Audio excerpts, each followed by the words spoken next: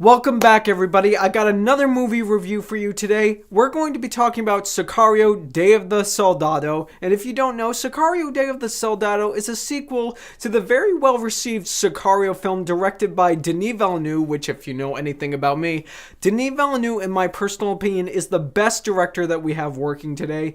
The amount of effort and the amount of symbolism and everything he puts into his craft, into his filmmaking, I just applaud, and I think it's great. Sicario, Day of the Soldado is not directed by Denis Villeneuve, however. It's directed by Stefano Sollima, which, in this case, when it comes to Sicario 2, I feel as though he did a fairly decent job. The direction in this film was fairly well put together, and if there's one thing I can say about Sicario, Day of the Soldado, there was a large majority of this film that I really enjoyed, but I don't consider this to be a great film. I consider it to be a good one, because for everything that I really enjoyed in the film, there was about something that I didn't really like or I thought needed to be improved.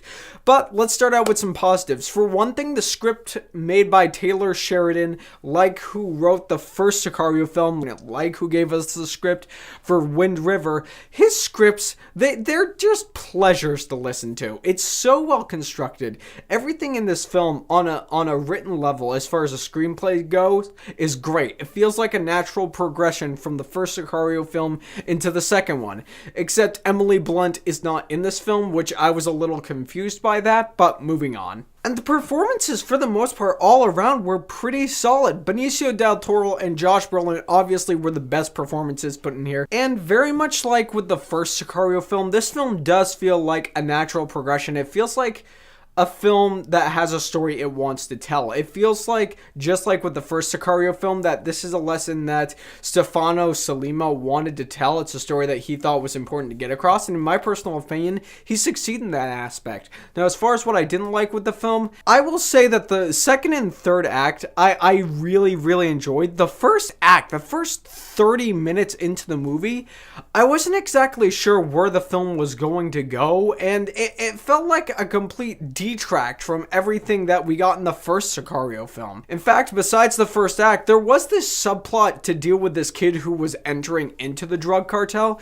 To be perfectly honest, none of that subplot worked for me, and the performances in every aspect, it felt like I was in a different movie. None of that stuff, especially performances, none of it worked for me, and I feel if it was taken out, the movie honestly would be no different. However, guys, with all those problems that I have with Sicario, Day of the Soldado, I can happily say that I do recommend seeing this movie, because although there were a lot of problems that I had, there was so much that I really enjoyed about this movie. I mean, it's a brutal, raw tale about a war with the drug cartel, and the performances across the board are great, and the screenplay is fantastic, and the action sequences are really exciting to watch. They're just down in the mud, gritty, just raw action.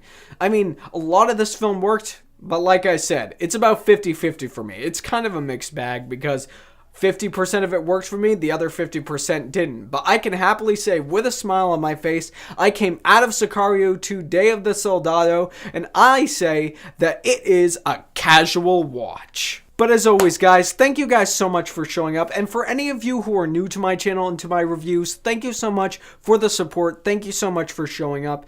And guys, what did you think of Sicario 2, Day of the Soldado? Because it is honestly what you say that matters. So whatever your opinion is about the film, or what do you think is a very important story to tell that hasn't been told yet? Whatever your opinion is, leave it down in the comment section below so we can get a conversation started. And if you like what you've seen here and you want to see more, click right there and subscribe and become part of the fray of nerds who love cinema. You all have a fantastic day.